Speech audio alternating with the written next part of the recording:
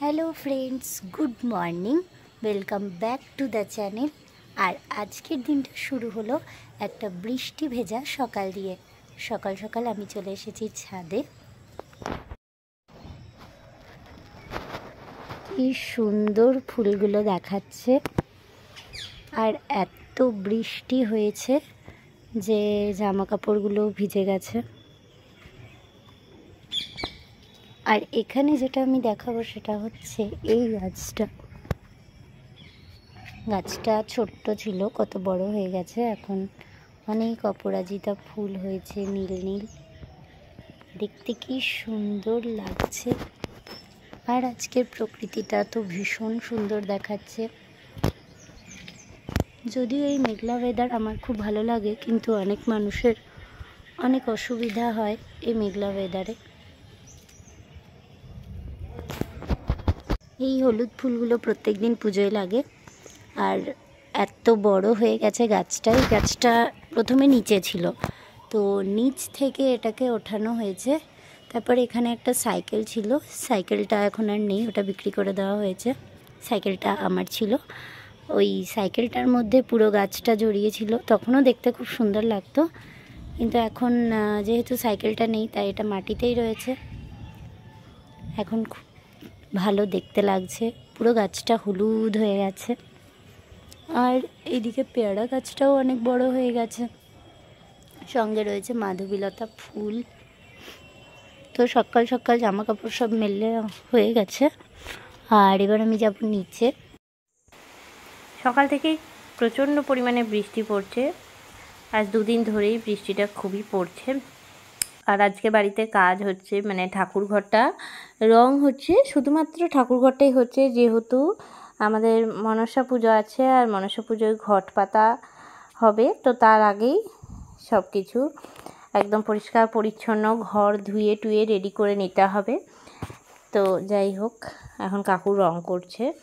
প্রথমে যা হয় সাদা রংটা করে, তারপরে যে কালারটা বেছেছি মানে হলুদ কালারটা, তো পরের দিনে আবার হলুদ রংটা দেওয়া হচ্ছে। তো এখন ঘরটা খুব সুন্দর লাগছে দেখতে। তো যাই হোক, এখনও শুকোয়নি, শুকোলে পরে দেখাবো, নিশ্চয়ই ভালো লাগবে। তা আগে এই ঠাকুর ঘরটা রং ছিল কিন্তু কমলা, আর এখন হলো হলুদ। কেননা ঠাকুর ঘরের জন্য কিন্তু হলুদ রংটাই সবাই বলছে বেশি ভালো হবে। তো অনেক দিনেরই ইচ্ছা ছিল যে ঠাকুর ঘরটা হলুদ রং করাবো, কেননা কমলা রংটা আগে থেকে ছিল।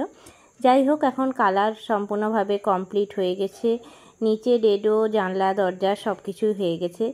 এরপরে ঠাকুর পাতবো, আর আমাদের আর একদিন পরেই মা মনসার ঘট পাতা আছে। তো এই বৃষ্টিতে সকাল সকাল নন্দু চলে এসছে, আমার খেতে ভালো লাগে। তার আগে খেলো, একটা আম খেলো, তারপরে শাকের তরকারি যেটি ছিল সেটা খেলো। তো সকাল থেকে বৃষ্টি শুরু হয়ে গেছে, আর আমি এখন রান্না করছি। আজকে রবিবার ছুটি। কি রান্না করছিস? এখানে হবে বাঁধাকপি কোপ্তা, আর হবে ছোটো মাছের ঝাল দেওয়া। আর এটা এখন হচ্ছে গাজর না বিটের স্যুপ, বিট আর মুসুরি ডালের স্যুপ। তো এটা তিনজনের বেড়ে নিয়েছি। এই না, তুই একটা নেই, মাকে খাবে। তো আজ সকালে হেলদি ব্রেকফাস্ট। হ্যাঁ, কোনোদিনটা আনহেলদি করে থাকি, পরোটা লুচি, লুচিটা আমি খাই না। কালই আনহেলদি করেছি, আর unhealthy lunch, unhealthy dinner. Beet খাওয়া খুব ভালো। আর এখানে গাজর ঘষে রেখেছি কোপ্তার জন্য। বাইরে খুব বৃষ্টি হচ্ছে সকাল থেকে। বর্ষাকালটা একদিকে ভালো, আবার একদিকে খারাপ।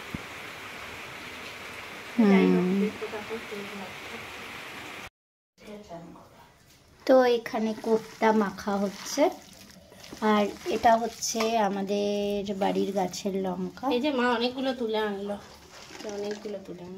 তো যখনই লঙ্কার দরকার হয় এরকম পেরে নিয়ে চলে আসে। বাজার থেকেও কিনে আনা হয়, সেগুলোর তো এই অবস্থা। ফ্রিজে রাখলেই অমনি হবে, ভুলেই যায় কি কি আনে। তো এই কোপ্তাটা অনেকে নিরামিষও করে, আজকে আমি আমিষ করবো যেহেতু রবিবার। কালই নিরামিষ খেয়েছি। হ্যাঁ, না তবে বড়াটা আমি নিরামিষ করছি, কেননা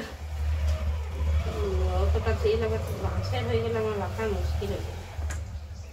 অফ, নানা রকম ঝামেলা আছে, এজন্যই তো আমি রান্না করতে চাই না।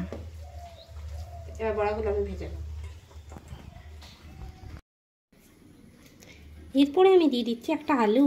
আলুটা দিতে আসলে দিদি ভুলে গেছিলাম, আলুটা পরে দিচ্ছি, তাই ঠান্ডা করে দিলাম।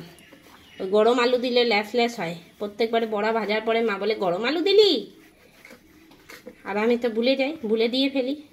আজকে আমি ফ্রিজে ঠান্ডা করে নিয়েছি মা আলুটা। বৌদির কাছে লাল জবার ডালটা আনতে হবে। বাবা, সেই রথ থেকে শুনলাম আনবি, রথের আগের থেকে শুনলাম, তো রথের দিন আনিস নি? বৌদি ছিল না সেদিন, বৌদিকে দেখতে পাচ্ছি না। বৌদি ঘরে আছে। এবার আলুটা মেখে নিচ্ছি দিদি। হ্যাঁ, আলুটা মাখলে যে একটা জল জলা ভাব থাকে সেটা থাকবে না, ঠিক আছে? আরেকটা আলু দে, একটা দিলি। একটাতে যদি কাজ হয় তাহলে আরেকটা দেবো কেন? তোর মতন তো আমি গান্ডু নই যে এক প্যাকেট দুধ দিয়ে সাবু মেখে দেবো। মাখলাম বলে খেলি পেট ভরে। সেদিন বিকেলের জল সাবু মাখাটা হেভি হয়েছিল, কিন্তু এমনি আম দিয়ে আমটাই শেষ হয়ে গেল। এমনি আম দিয়ে আমার হাতের মাখা রে। ঠাকুরকে তবে মেখে দিস না এমনি। এই যে খিচুড়ি আমি হাতে মাখিনি, সবজি দিয়ে এমনি করে মেখে দিয়ে দেবো। আমি কিন্তু রান্না কাকিমা দেয় তো। রান্না কাকিমা কই দেয় না তো। এখন আমি বড়াগুলোকে ভেজে নিচ্ছি, মানে কোপ্তার জন্য যে বাঁধাকপির বড়াগুলো ভাজতে হয়। তো আমি এখানে সাদা তেল নিয়ে নিয়েছি, আর একটুখানি বড় বড় করে গোল গোল করে দিয়ে দিচ্ছি। ভাজাটা খুব একটা কঠিন নয়, তো আমি খুব ডুবো তেলে কিন্তু ভাজিনি। যাই হোক, একসঙ্গে অনেকগুলোই আমি ভেজে নিচ্ছি। তো এক পিঠটা হয়ে গেলে অন্য পিঠটা উল্টে দিচ্ছি। এরপরে আমি গ্রেভিটা কিন্তু পেঁয়াজ রসুন দিয়েই করব। আর এই বড়াগুলো কিন্তু সম্পূর্ণ নিরামিষভাবে করেছি, আর অনেক দিন পর্যন্ত রেখেও দেওয়া যায়, কিন্তু মানে 3-4 দিন রেখে দেওয়া যাবে। ভালো করে একটুখানি কড়া করে ভেজে নিতে হবে। যেগুলো লাল লাল করে ভেজে নেওয়া হয়ে গেছে সেগুলো আমি তুলে রেখে দিচ্ছি। তো বড়াগুলো যখন ভেজে নেওয়া হয়ে গেল, তখন আমি এরপরে যে মশলাটা মানে কোপ্তা কারিটা আমি কিন্তু করে নিচ্ছি। তো এখানে পেঁয়াজ রসুন আদা সব কিছু বেটে নিয়েছি, গোটা জিরে আর শুকনো লঙ্কা ফোড়ন দিয়ে মশলাটা ভালো করে কষিয়ে নেব। আর আমি কিন্তু এই কোপ্তা কারিতে একটুখানি আলু দিয়েছি ডুমো ডুমো করে কেটে। তো আলুটা ভালো করে মশলার সাথে কষিয়ে সেদ্ধ করে নেওয়ার পর বড়াটা দিয়ে দিলেই কিন্তু কোপ্তা কারি হয়ে যাবে। তো পরের দিনে এখন ঠাকুরকে বসিয়েছি, আর রঙটা প্রায় শুকিয়ে এসেছে। তো কেমন লেগেছে আজকের এই ব্লগটা অবশ্যই জানাবেন। সবাইকে জানাই গুড নাইট, সবাই ভালো থাকবেন, সুস্থ থাকবেন। আবারও নতুন একটা ব্লগ নিয়ে হাজির হব। টাটা।